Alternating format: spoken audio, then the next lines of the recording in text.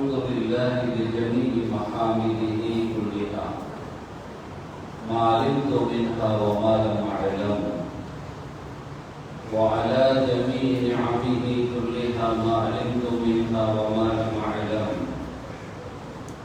عدد خلقه كلهم ما علمت منهم وما لم أعلم في كل وقت وحين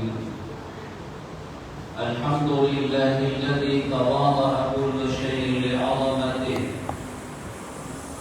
والحمد لله الذي ذل كل شيء لعزته والحمد لله الذي خضع كل شيء لملكه والحمد لله الذي استسلم كل شيء لقدرته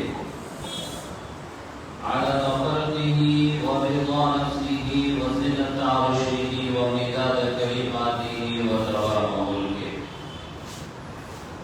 جزا الله عنا نبينا وسيدنا ومولانا خير الأنبياء والمرسلين محمدا صلى الله عليه وآله وأصحابه وأمته وسلم بما هو أهله عدد ما في علم الله ودوام ملك الله يا أصحاب الوقت أعيذوا بحكم النيابة عن حكمكم சங்கைக்கும் மிகுந்த மரியாதைக்கும் உரிய அல்லாஹ்வின் நல்லடியார்களே,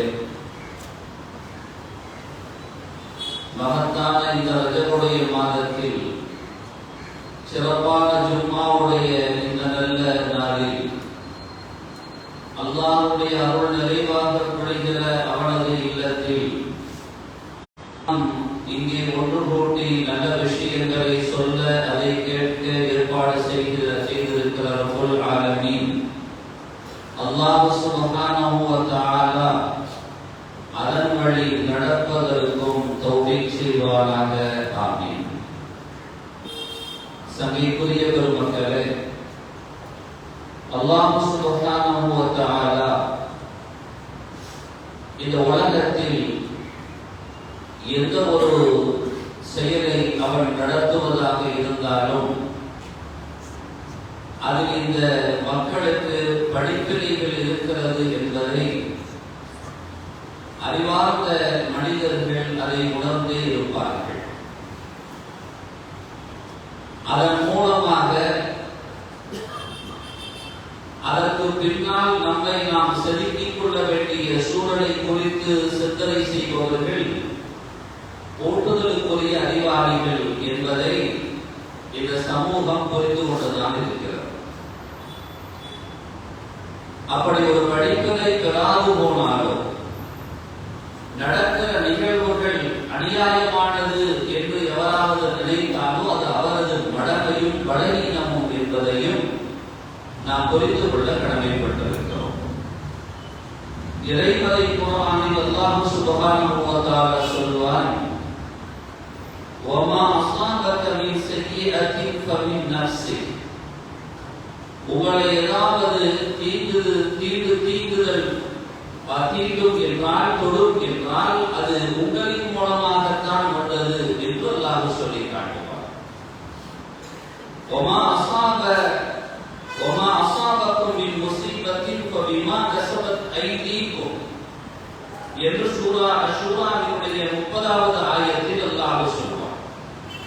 وَمَا أَصَابَكُم مِّن مُّصِيبَةٍ உங்களை ஏதாவது ஒன்று தொடுமேயானால் அல்லாஹ் சொல்கிறார்.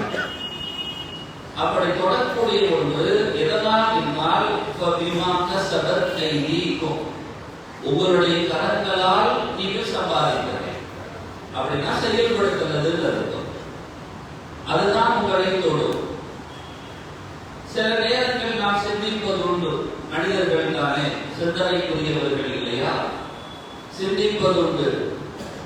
அப்படி என்றால் அப்பெல்லாம் அப்படி செஞ்சவங்க அதெல்லாம் ஒன்றும் பெருசா நடக்கலையே, அவெல்லாம் அப்படி நடந்துக்கிட்டாங்க, அப்படி ஒன்றும் பெருசா அமையவில்லையே, ஏன் இந்த நேரத்தில் மாத்திரம், ஏன் எனக்கு மாத்திரம் என்றெல்லாம் சிந்திக்க தோன்றும்.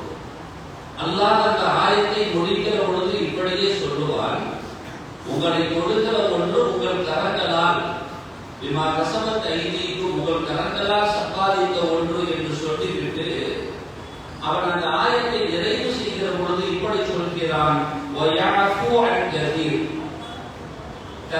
அதிகமானது அதிகமானத அவன் பொருட்படுத்துறது இல்லை, மன்னிச்சிடுவான், அதை கண்டுக்காம விட்டுடுவான்.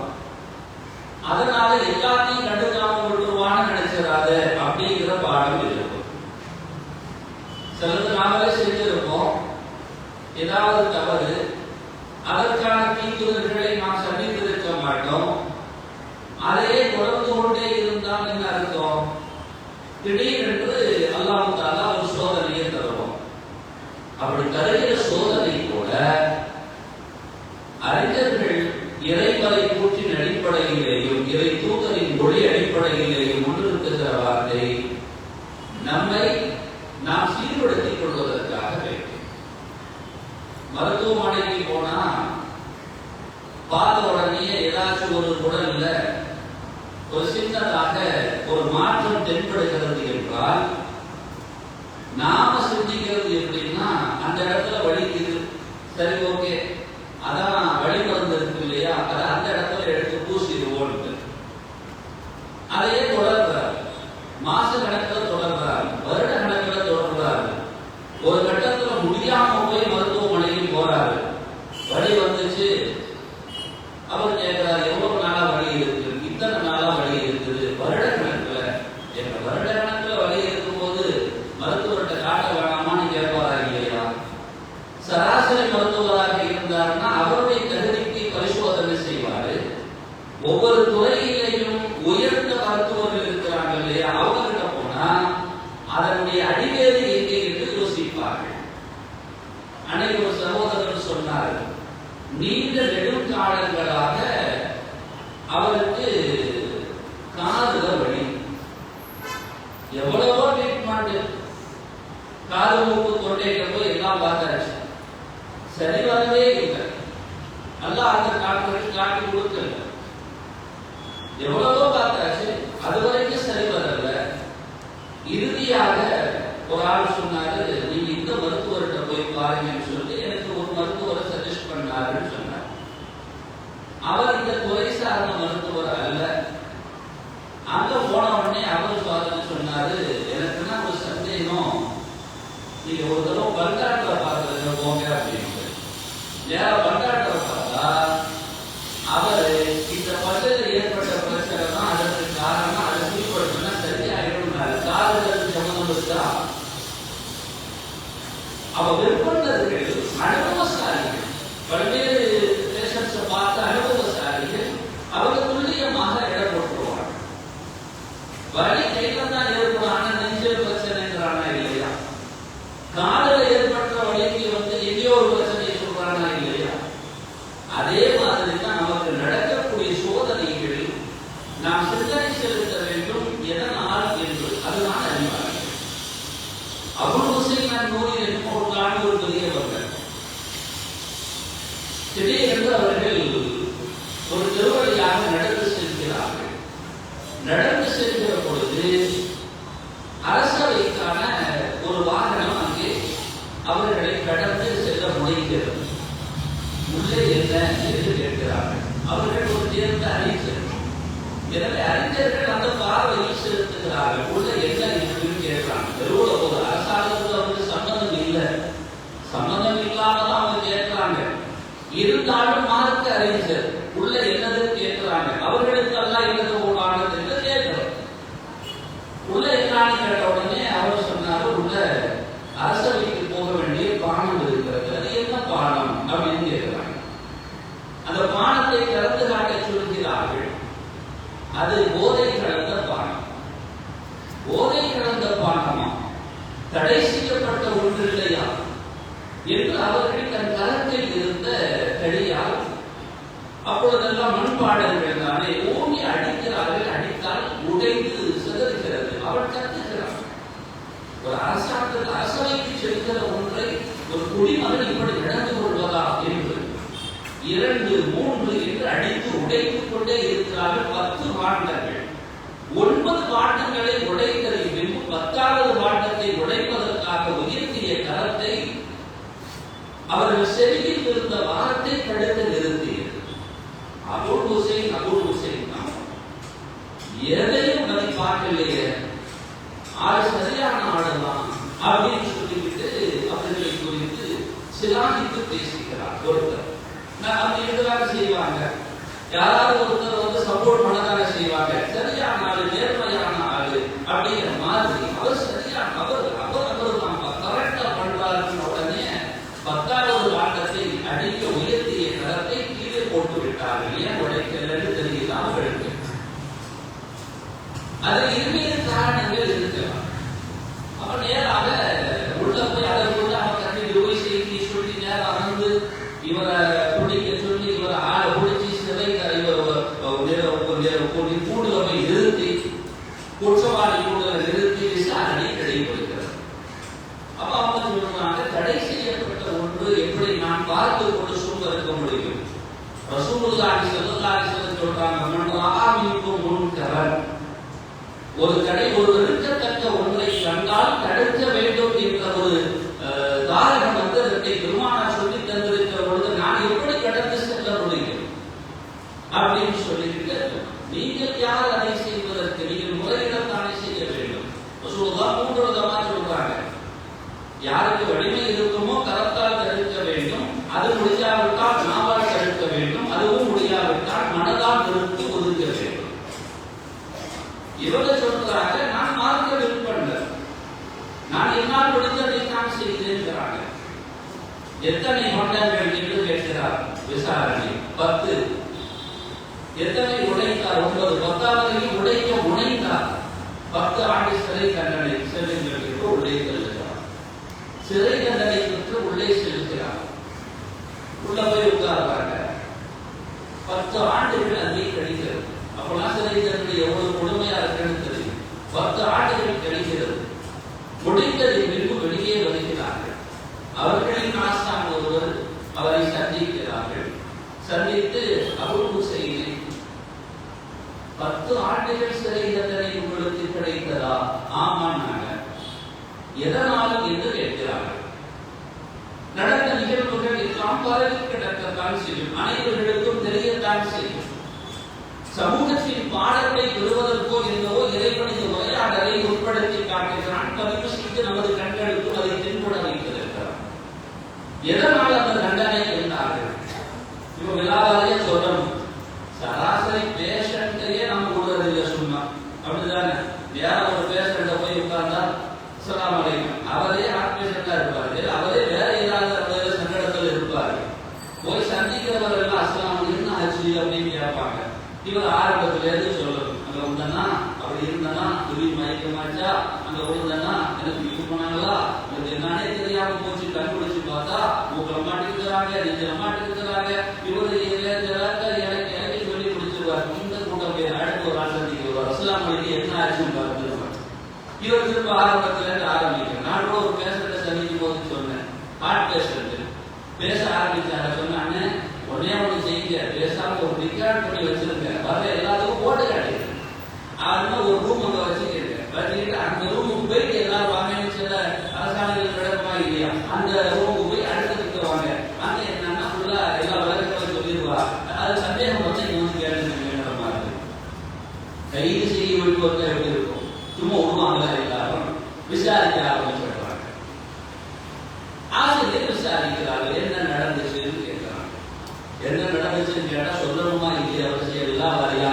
நாமனா குமுறி முடிச்சிருவோம், ஒரு நெஞ்சில ஒரு எல்லாத்தையும் கொட்டி முடிச்சிருவோம். அரசாங்கம் நடைபெறுகிறது, அபாண்டம், அசிங்கம். என்ன ஒரு அரசவையில் இருக்கிறாங்க, கொடுமையாளர்கள், கொடுங்கோளர்கள், ஹராமை தின்னக்கூடியவர்கள் அப்படின்னு உக்கரிச்சு முடிச்சிருக்கணும். அபுல் ஹுசைன் ரஹிமஹுல்லாஹ் வாய் திறந்து ஒற்றை வார்த்தையோடு முடித்தார்கள், என் மனோ இச்சைக்கு வழிபட்டதால் எனக்கு கிடைத்த தண்டனை அப்படின்னா சம்மதமே இல்லாம இருக்கு. மனோ இச்சையின் மீது மிகுந்த கவனம் செலுத்தக்கூடியவர்கள். அந்த 10வது மாண்டத்தை உடைக்காமல் விட்டதை குறித்து ஒருவர் விசாரிக்கிறார் அவர்களிடம். 9 அடித்து உடைத்தீர்கள், 10வது ஏன் உடைக்காமல் விட்டீர்கள், ஓங்கிய கரத்தை கீழே போட்டு விட்டீர்கள் என்றாங்க. அவங்க சொன்னாங்க, 9 உடைக்கிற பொழுதும் என் உள்ளத்தில் அல்லாஹ்வுக்காக என்ற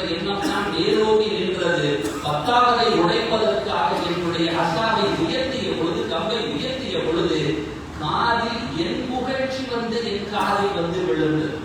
அபுல் ஹுசைன் தாயார் சாதாரண ஆளு கிடையாது. என் புகழ்ச்சி என் மனதில் வந்து விழுந்தது. 9 இஹ்லாஸோடு செய்து முடித்த எனக்கு 10வது ஒன்றை உடைக்கிற பொழுது என் புகழ்ச்சிக்காக உடைத்ததாக அமையும் என்றால் அந்த 9ம் இஹ்லாஸிலிருந்து அப்பாற்பட்டு போய்விடுவே என்று நான் அச்சப்பட்டு விட்டேன் சொன்னார். அலி இப்னு அபீ தாலிப் ரலியல்லாஹு அன்ஹு அவர்களின் மீது மிகப்பெரிய வீரன் போரில் கொள்கிறார். அவர்கள் யாராக இருந்தாலும் சாய்த்து விடுவார்கள். ஏறி மேலே அமர்ந்து விட்டார்கள். மிக கடும் போராட்டத்திற்கு மத்தியில் மேலே ஏறியே அமர்ந்து விட்டார்கள்.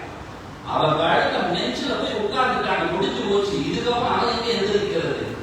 கைபர் கோட்டை கதவையே ஒற்றை கையில் எடுத்து சுழட்டி அந்த குடும்பகனாரின் வீரத்திற்கு முன்னால் இவன் எப்பாத்திரம் மேலே ஏறி உட்கார்ந்துட்டாங்க. கான் அவன் முடியல. அவனால எல்லாம் தான் வீரியம் வலிமை எல்லாம் ஓஞ்சு போய் இருக்கிற கடைசி தருணத்துல மனிதன் செய்யற ஒரே வேலை காரி துப்புறதுதான். அவன் கான் காரி மூஞ்சில துப்பிட்டான். கீழே படுத்து அவன் மீது ஏறி உட்கார்ந்து அப்படி அமர்ந்து அவர்கள் உடனே எந்திரிச்சுட்டாங்க. அவனை ஒண்ணு செய்யல, விட்டுட்டாங்க. கொடும் எதிரியின் மீது நீங்க இவ்வளவு பெரிய வாய்ப்பு கிடைக்கும் அடியை ஏன் வெற்றியிலிருந்து கேட்டாங்க. அவ்வளவு பெரிய நீண்ட போராட்டம் அல்லாஹ்வுக்காக நடந்தது. நான் அவன் மீது ஏறி உட்கார்ந்து அந்த நேரத்தில் நிறைவை நெருங்குகிற பொழுது அவன் என் மூஞ்சில காரி துப்புனான் இல்லையா, அப்பொழுது என் கோபம் அதை விட மேலோங்கி விட்டது. கோபம் கடந்த ஒன்றோடு நான் அவனை அடித்து விட்டால் அவ்வளவு தூர போராட்டம் அல்லாஹ்வுக்காக என்று இருந்த ஒன்று அசிங்கமாகி போய்விடுமே என்பதால் என்று சொன்னார். இவ்வளவு தூரம் இஹ்லாஸை பேசுற ஆட்கள் அந்த மேன்மக்கள் அவங்க சொன்னாங்க, 10 ஆண்டுகள் சிறை தண்டனையா எதனால்? ஒரே ஒரு மனோ இச்சைக்கு நான் வழிபட்டதால் அப்படின்னா என்னோட சம்மதமே இல்லாம இருக்கு. 10 ஆண்டு சிறை தண்டனை நன்றாக தெரியும், ஊருக்கே வெளிச்சம், அனைவரும் பேசினார்கள். இவங்க என்னன்னா அதை பத்தியே வாய்ப்பிறக்கல. வந்துச்சா போச்சா உடச்சனா செஞ்சனா ஒன்றுமே பேசல. அபாடத்தை குறித்து பேசல. என்ன இது மனோ இச்சைங்கிறீங்க, நான் தெரிந்து கொள்ளலாமா என்று ஆசிரியர் பொருத்தனை கேட்டதால் அவர்கள் சொன்னார்கள், ஆம், சம்பந்தப்பட்ட அன்று எனக்கு என்று தீர்ப்பு வழங்கப்பட்டதோ அன்று அதிகாலையில் நான் வழமையாக என் பெருமானார் முஹம்மது ஸல்லல்லாஹு அலைஹி வஸல்லம் சொன்ன அடிப்படையில் முதுகு நிமிருகிற விதத்தில் உணவை அமைத்துக் கொள்ள வேண்டும் என்றார்கள். முதுகு நிமிரணும், வணங்குவதற்காக வேண்டி அவ்வளவுதான் எடுத்துக்கிறணும். வயிறு உடைத்தல் என்பது அது மார்க்கத்தில் அனுமதி கிடையாது. அதுக்கு நான் வளமையா ஒரே ஒரு ரொட்டி தான் நான் சாப்பிடுறது உண்டு. அன்னைக்கு நான் உணவு உட்கொள்கிற பொழுது பசியும் கூட சுவையும் நன்றாக இருந்தது, நல்ல டேஸ்டா இருக்கு. இன்னொன்று நாங்களே கேட்டு அந்த ஒன்றை சாப்பிட்டேன் இல்லையா, அந்த என் மனோ இச்சைக்கு நான் கட்டுப்பட்டதால் எனக்கு கிடைத்த சிறை தண்டனை 10 ஆண்டுகள் அப்படின்னா. சம்மதம் இருக்கா?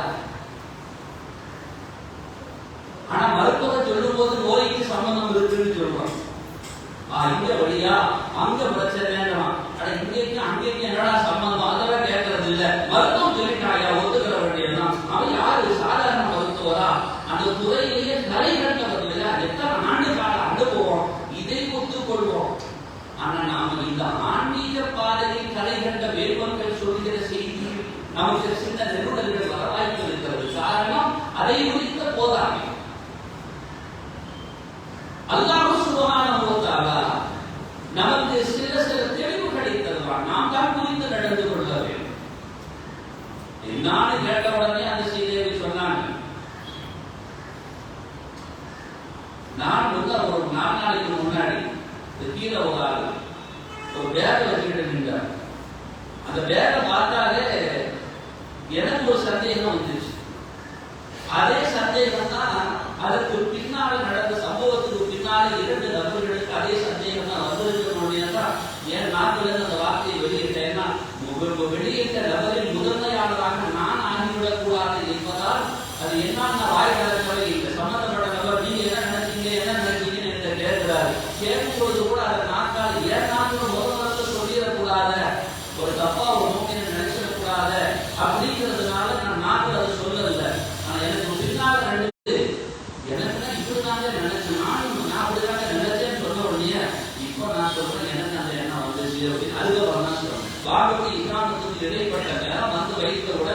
என்னம்மா அஸ்ஸலாமு அலைக்கும், என்னம்மா உள்ள அப்படின்னு கேட்கிறேன். உள்ள என்னம்மான்னு கேட்கிறேன். நல்ல தாடி வச்சிருக்கிறாரு, தோற்றம்லாம் நல்ல தாடி வச்சிருக்கிறாரு, தொழுகெல்லாம் வந்திருக்கிறாரு, ஓகே. ஆனா உள்ள என்னம்மான்னு கேட்கிறேன். அவர் உடனே திரும்பிக்கிட்டு என்ன பாமா உள்ள இருக்கு அப்படின்றார். பாமா உள்ள இருக்கு அப்படின்றார். அஸ்ஸலாமு அலைக்கும்னு சொன்னேன். உள்ள என்னமா இருக்குன்னு கேட்டா, இதுக்கு உங்களோட வார்த்தையில என்ன சம்பந்தமா இருக்குன்னு கேட்டேன். வேற நீங்க என்ன எந்த இருக்கு கேட்கறீங்க அப்படின்றார். சமயத்தை அவர் சொல்லி இருந்தால் நாம எவ்வளவு கொடி பிடிக்கிறோம், எவ்வளவு கொக்கரிக்கிறோம், எங்களை பார்த்தால் அப்படியா தெரிகிறது, நாங்க வைத்திருப்போம் அப்படியா இப்படி பேசுறமா இல்லையா, அசிங்கமா இல்லையா அவர்களுக்கு இப்படி பேசுவதற்கு? பள்ளிவாசலுக்குள்ள அதுவும் தொழுகைக்கான தயாரிப்பில் ஈடுபடக்கூடிய நேரத்துல இவ்வளவு வன்மையான வார்த்தை இல்லையா? இந்த வார்த்தையை கூட நம்ம உலகத்தை தவிர்க்கணுமா இல்லையா? இதே வார்த்தையை நீங்க ஏர்போர்ட்ல போய் செக் பண்ணும்போது சொன்னாங்கன்னா எந்த விசாரணையும் கிடையாது, ஏன் அவங்க உள்ள வைப்பான். அவன் செக் பண்ணும்போது என்ன வாமா இருக்குன்னு கேட்டா ஒண்ணு விசாரணை, அதுக்கப்புறம் விசாரணை வச்சுக்கலாம். முதல்ல வாடி கூட்டு போயிருவோம். அவங்க சில இடங்களில் பயன்படுத்தக்கூடாத வார்த்தைகள் இருக்கு, இஸ்லாமியர்களுக்கு பயன்படுத்தக்கூடாத வார்த்தைகள் அது ஏர்போர்ட்ல மாத்திரமல்ல எப்பொழுதும். அதுக்கப்புறம் அவர்களை இது பண்ணிட்டு அவர்களுக்கு நமக்கு டைம் ஆயிடுச்சு, பேசிட்டு இருக்க முடியுமா? அந்த 2 நிமிஷம் இருக்கு, நைஷா தொகைக்கு பொண்ணு மேல வந்திருக்காரு. எல்லாம் முடிஞ்சதுக்கு அப்புறம் 2 பேர் வந்து கேட்டாங்க. பார்த்த உடனே என்ன இப்படி நடந்துட்டாங்கன்னாங்க. அந்த வேலை பார்த்தோன்னே அவர் சொன்னாங்க, எதுக்கு பார்த்தேன்னா அது வந்து ஏதோ கிட்டாரு மாதிரி இருந்துச்சு அப்படின்னாரு. நான் அந்த சந்தேகத்துல தான் கேட்டேன், கிட்டாரு மாதிரி அந்த வடிவமைப்புல இருக்குது அப்படின்னு. சீர்படுத்துவதற்கு கேட்டால் கூட இன்றைய சமூகம் அதை சரியாக புரிந்து கொள்வதில்லை. மிக கொடுப்போவைகள் ஒரு வன்மமாக அணுகக்கூடிய சூழலுக்கு தள்ளப்படுகிறது. அல்லாஹ் பாதுகாக்க வேண்டும். இஸ்லாம் அவற்றில் எரியூட்டுகிறது. சமயக்குரிய மேம்பட்டது அல்லாஹ்வுடைய நல்லடியார்களே, அருமையான திருவர்களே, பாடத்தில் ஒவ்வொன்றும் நமக்கு படிப்பனைகளை தர வேண்டும். அந்த அடிப்படையில் இப்பொழுது கிட்டத்தட்ட அது ஆரம்பித்து 20 நாட்களுக்கு மேலாக சென்று கொண்டிருக்கிறது. அமெரிக்காவில் கலிபோர்னியாவில் லாஸ் ஏஞ்சல்ஸில் மிக வலிமையான நகரம். எல்லா தொகைகளிலேயும் அங்கே வந்து உயர்ந்தவர்கள் இருக்கிற நகரம். அவ்வளவு வலிமையான நகரம். வல்லரசுகள் வானிலிருந்து பார்க்கக்கூடிய அளவுக்கு நாம தான் எல்லாத்தோட தெரியாதுன்னு சொல்லுகிற அவனால அந்த நெருப்பு அணைக்க முடியல. அந்த நெருப்பினுடைய வீரியம் குறித்து தகவல் தருகிறவர்கள் பதிவு செய்கிறார்கள். திட்டமிட்டு தாக்குதல் நடத்தினால் எப்படி நடக்குமோ அப்படி நடந்து கொண்டிருந்தது. இன்னைக்கு ஒரு 3 நாட்கள் காலை மாலை அடுத்த நாள் அடுத்த நேரம் என்று கிட்டத்தட்ட 6 இடங்களில் விட்டு நெருப்புகள் பிடித்திருக்கிறது. ஆச்சரியமாக இருக்கிறது என்று அதனுடைய அந்த கணிப்பாளர்கள் நமக்கு சொல்கிற பொழுது என்ன ஆச்சரியமா இருக்கு தெரியுமா? அந்த பிடித்திருக்கக்கூடிய நெருப்பை பார்த்தால் அப்படின்னு சொல்லிட்டு ஒரு சர்வதேச ஊடகம் இப்படி ஒரு வார்த்தையை பதிந்திருந்தது. காசாவில் இருந்து கலிபோர்னியா வரை நெருப்பு இணைப்பு பாடத்தை உருவாக்கி இருக்கிறது என்று சொல்லி அவருடைய சிந்தனை அவர் முன்வைக்கிறார். உனக்கு அதே சமயத்தில் எரிகிற நெருப்பு மகாபெரிய உயிர் சேதத்தை ஏற்படுத்தல. ஒரு 20 அதற்குள்ளால்தான் உயிர் சேதங்கள். ஆனால் இழப்புகள் என்பது 10,000 கோடி. இதுவரை அவர்கள் காசாவிற்கு கொடுத்ததை விட பன்மடங்கு உயர்ந்து இருக்கிறது அந்த பொருட்சேதங்கள். அங்கே இருக்கக்கூடியவர்கள் தங்களுடைய இருப்பிடங்களை இழந்து விட்டார்கள், தங்களுடைய உடைமைகளை இழந்து விட்டார்கள். மிக மேலூங்கி இருக்கிற நகரம் அடுத்த வேலை உணவுக்கும் அவர்கள் உடுத்துகிற உடுமானத்திற்கும் அவர்கள் தேடி எடுத்துக் கொள்கிற சூழலை ஊடகத்தில் பார்க்கிற பொழுது ஒரு இஸ்லாமியர்களாக நமது உள்ளம் படிக்கிறது. பல்வேறு தரப்பட்ட விதத்தில் பதிவுகள் சிதறி வரத்தான் செய்யும். செஞ்சான் இல்லையா, படத்தான் செய்வான் அப்படிங்கிற மாதிரி. கொஞ்சமா கொக்கரிச்சான், நான் உள்ள வர்றதுக்கு முன்னால நரகமாக்கி காட்டுறேன்னு வந்தவன் அந்த நரகம் வேண்டுமா அதுல சேம்பலை காட்டுறேன் ரொம்ப அனுப்பியிருக்கிறான் என்றெல்லாம் பல்வேறு பதிவுகள் ஆங்காங்கே சிதறி கிடக்கிறது உலகத்தில். ஆனால் இஸ்லாம் அதை வளர்க்கவில்லை. இஸ்லாம் அடுத்தவர்களுடைய சோதனையில் குளிர் காணுவதற்கு ஒரு நாளும் அனுமதிக்கிறார். சோதனை என்பது படிப்பனைக்கு மாத்திரமே தவிர இங்கு நடக்கக்கூடிய ஒன்றை நீங்கள் வேதனையின் உச்சமாக நினைத்து சந்தோஷிக்க முடியும். அதற்கு இஸ்லாம் ஒரு நாளும் அடிபோடார். கைபருடைய யுத்தம் அதை முடித்து விட்டு அவர்கள் அங்கிருந்து விடைபெறுகிறார்கள். கைபர்ல யூதர்கள் அதிகாரத்தில் அதில் கடந்து போன கணவனை தன் மடியில் போட்டு அழுது கொண்டிருக்கிறார். விலாபதி எல்லாம் போன்றவர்கள் அதை கடந்து வருகிறார்கள். ரசூலுல்லாஹி ஸல்லல்லாஹு அலைஹி வஸல்லத்தின் செய்தி நேரடியாக பகிரப்படுகிறது. ரசூலுல்லாஹி ஸல்லல்லாஹு அலைஹி வஸல்லம் கேட்ட வார்த்தை என்ன தெரியுமா? பிலால், அந்த பெண்ணை பார்த்து ஒரு ஆறுதல் சொல்லவுமா உங்கள் மனதில் இடம் இல்லாது போய்விட்டது? அவளுக்கு ஏதாவது உபகாரம் வேண்டுமா என்று கேட்பதற்காக உங்கள் நெஞ்சில் ஈரம் இல்லாது போய்விட்டது? சுட சுட நடந்து முடிந்திருக்கிறது. சோகத்தை சுமந்திருக்கிறாள் ஒரு பெண். தான் மனமடிந்த கணவனை இழந்திருக்கிறாள். மடியில் போட்டு அழுகிறாள். இந்த தருணத்தில் கூட இன்னைக்கு இதே சிச்சுவேஷன் அப்படியே இங்க பொருத்தி பார்த்தோம்னா, எங்கோ நடந்த பிரச்சனைக்கு எங்கோ உள்ள வீடுகளில் புகுந்து பச்சில குழந்தையையும் அதுவும் கருவில் உள்ள குழந்தையையும் எடுத்து அடித்து கொலை செய்கிற கொடூரர்களுக்கு மத்தியில் இந்த செய்திகள் சரியாக போய் சேர்றது. இஸ்லாம் அப்படி ஒரு நாளும் வரவேற்க போவதில்லை. இன்னும் சொல்ல போனால் ஊடக காட்சிகளில் மனதுக்கு சந்தோஷம் தருகிற காட்சியாக வந்து சேர்ந்தது. இஸ்லாமியர்கள் அங்கே சென்று அவர்கள் பாதிக்கப்பட்டவர்களுக்கு உபகாரம் செய்து கொண்டிருக்கிறார்கள். இதைத்தான் இஸ்லாம் வரவேற்கும். அந்த நெருப்பு அங்கிருந்து இங்கு திரும்புவதற்கு வெகு காலங்கள் ஆக போவதில்லை, வெகு நேரம் ஆக வேண்டிய அவசியமும் இல்லை.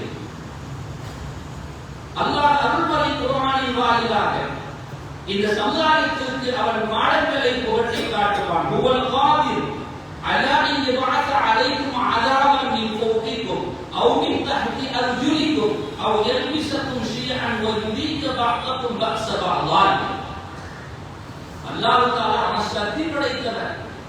வானிலிருந்து வேதனையை இறக்குவதற்கும் பூமியிலிருந்து கட்டவிழ்த்து விடுவதற்கும் உங்களுக்கு இடையே சுரோத விரோதங்களை மூட்டி சண்டை போட வைப்பதற்கும் அவன் சக்தி உடையவன் என்பான். அந்த வேலை தான் இன்னைக்கு நடந்திருக்கிறது.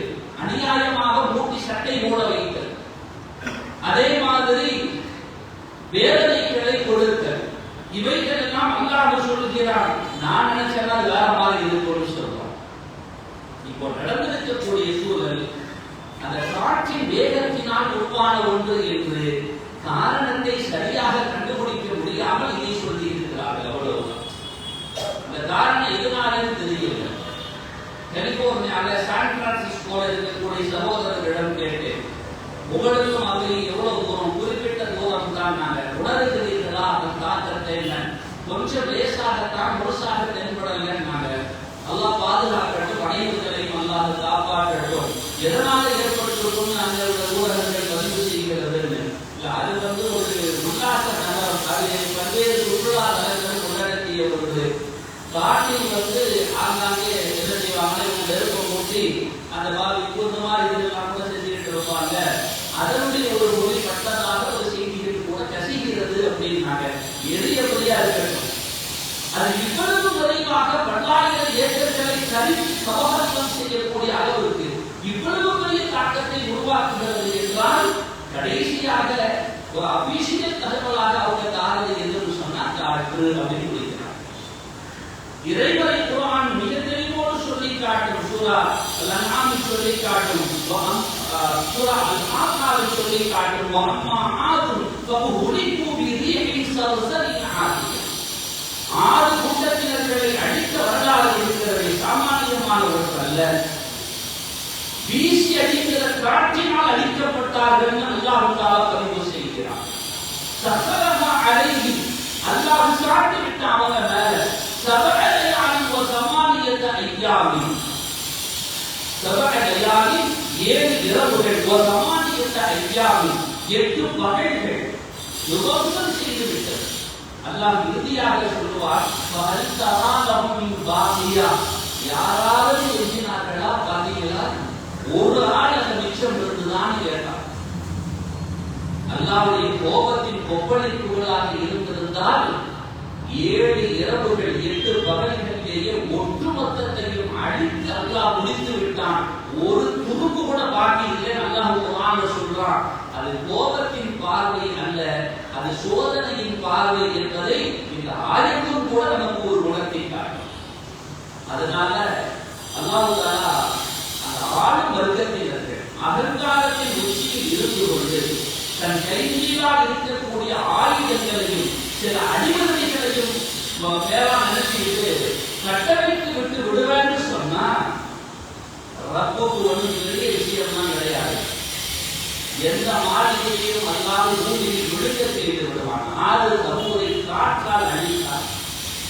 பிராவுன் போன்றவனை நதியில மூழ்கடித்து சாகடித்தார். சாரூன் போன்றவன் பல நூறு ஒட்டகங்கள் அவனுடைய வாயில் சாமிகளை சுமந்து வரக்கூடிய அளவுக்கு பிரம்மாண்டமானதை அவன் கேட்டான். அதையே உள்ள உறுதிட்டான். நீ எவ்வளவு பெரிய பொம்பளா இருந்தாலும் சரி, எவ்வளவு பெரிய பாதுகாப்புக்குரிய மாளிகை இருந்தாலும் சரி, அல்லாஹ்வுக்கு இந்த இதெல்லாம் தேவையில்லை. செக்யூரிட்டி தான் அவன் முன்னாடி எல்லாம் மண்ணாடியா போயிடும், உள்ளே உருவ வச்சுருவான். அதனால நான் கையில் இருக்கிற அதிகாரங்கள் அடிமதிகளை நினைத்தெல்லாம் ஆட்டம் போட முடியாது என்பதற்கான அடையாளமாக இருக்கிற அதே நிலையில் பாடங்களையும் அல்லாஹ் தருகிறார். அல்லாஹ் சுப்ஹானஹு வ தஆலா அந்த மக்களை அநியாயமாக ஒரு அழுகு தேடி கொடுக்கிறான். அவன் பிரபலமான நடிகை, என்னுடைய எல்லா சொத்து போச்சு அப்படின்னு அழுகுறான். எல்லாத்தையும் நான் இழந்துட்டேன் அழுகுறான். அவன் தான் சொல்லியிருந்தான் ராஜாவை தொடச்சிடணும் அப்படின்னு சொல்லி. உண்மையிலேயே வருத்தம். அவன் சொன்ன வார்த்தை வருத்தத்திற்குரிய வார்த்தை. ஆனா 2வது அவன் சொல்ற வார்த்தை இறக்கத்தை நமக்கு ஏற்படுத்துது. ஆகா எல்லாம் போச்சு அப்படின்னு சொல்லி. அதனால நீ இன்னும் பார்த்திருக்கிறியான்னு கேட்கிற ஆட்கள் நாங்க கிடையாது. நீ ராஜாவை தொடச்சு எறியணும்னு சொல்லிய ஒரு குழந்தையின் உயிர் பிரிதல் இருக்கிறது அநியாயமாக. அந்த ஒற்றை குழந்தையின் பிரிதலுக்கு கூட இந்த இழப்பு ஈடாக அப்படிப்பட்ட சோதனைகளை அங்கே சுமந்து கொண்டிருக்கிறார்கள். தயவு செய்து உங்கள் மனங்களில் ஈவு இரக்கத்தை கொஞ்சமாவது நீங்கள் ஏறெடுத்து பாருங்கள் என்ற ஒரு அடிப்படை ஒரு சிந்தனையை உங்களுக்கு ஊட்டுகிற இந்த சம்பவத்தின் வாயிலாக ஊட்டுகிற செய்தியோடு இதை குறித்து தவறாக பதிவு செய்தல் என்பதை தவிர்த்துக் கொண்டு அல்லாஹ் அவர்களுக்கும் நல்வழி காட்டட்டும், நம்மோன்றவர்களுக்கும் சோதனை நீங்கட்டும் என்ற துஆவிலும் உறுதுணையிலும் நாம் இருக்க கடமைப்பட்டிருக்கிறோம். போர் நிறுத்த அந்த செய்தியை தந்தது சந்தோஷம் என்றாலும் அதற்கு இடையிலே போர் நிறுத்தத்தை சொல்லி மக்கள் சின்ன முறையில் கொண்டாடுறாங்க. அதற்கு இடையிலேயும் காசாவின் மீது இந்த இஸ்ரேல் தாக்குதல் நடத்தியிருக்கிறது. எவ்வளவு கொடுமையான இன்னும் படிப்பினை பெற வேண்டாமா? இன்னுமா உங்களுக்கு படிப்பினை பெற நாதி என்று போய்விட்டது, என்ன அறிவாளிகள் நீங்கள் என்று கேட்கவும் துணிகிறது. அல்லாஹ் அவர்களுக்கு வேறிய சிந்தனையை கொடுத்து நல்லெண்ணங்களை விளைத்து சுமூகத்திற்கு துணை இருக்கக்கூடியவர்களாக ஆக்கிய அருள்வானாக. நமக்கும் அல்லாஹ் அதன் மூலமாக பாடங்களையும் படிப்பினையும் நமது வாழ்விலும் நிரப்பமாக தந்தருள் புரிவானாக. ஆமீன் யா ரப்பல் ஆலமீன். வ ஆகிரு தஅவானா அல்ஹம்துலில்லாஹி ரப்பில் ஆலமீன். வஸ்ஸலாமு அலைக்கும் வ ரஹ்மத்துல்லாஹி வ பரகாத்துஹு. கண்ணியத்திற்குரிய பெருமக்களே, நமது பள்ளியினுடைய வேலைகள் நிறைவடையக்கூடிய தருணத்தில் இருக்கிறது. வெகு விரைவாக அதை நாம் முடித்து ரமலானுக்கு முன்னால் அந்த பள்ளியினுடைய பணிகளை நாம் முடித்து உள்ள சேர்த்துக் கொள்ள வேண்டும். கீழே இன்ஷா அல்லாஹ் அதற்கான உறுதுணைகளை தாராளமாக நாங்கள் செய்ய வேண்டும் என்ற வேண்டுதலை முன்வைப்பதோடு இப்போதைக்கு நாம் இப்போ 3 இதுகள் நம்ம ஏற்பாடு செய்யப்பட்டிருக்கிறது. அதாவது 3 இன்வெர்டர் ஏற்பாடு செய்யப்பட்டிருக்கிறது பள்ளியினுடைய உட்பகுதியில். அதே மாதிரி அந்த கையில் சொல்லக்கூடிய சூழல் இந்த இதுக்கெல்லாம் அதற்காக வேண்டியும் ஆஃபீஸ்லையும் 3 இன்வெர்டர் தேவை நிறுத்தம் இருக்கிறது. அதாவது அதை விட கொஞ்சம் பவர்ஃபுல்லானது கீழே பள்ளிக்கு போடுறது போட வேண்டியதுனால மொத்தமாக சேர்த்து ஒரு 75,000 ரூபாய்க்கு அதற்கான தேவை இப்பொழுது இருக்கிறது. நிறைய இருக்கு, அது வேற. இப்போ இன்வெர்டருக்கான தேவை இது என்பதை உங்களுடைய கவனத்தில் தருகிறோம். அல்லாஹ் தஆலா உங்கள் மனங்களில் அவர்களுடைய தேட்டத்தை போட்டால் இன்ஷா அல்லாஹ் நீங்கள் இந்த இன்வெர்டர் நான் பொறுப்பேற்றுக் கொள்கிறேன் என்ற தகவல்களை நீங்கள் அலுவலகத்தில் தெரிவித்துக் கொள்ளலாம் என்பதையும்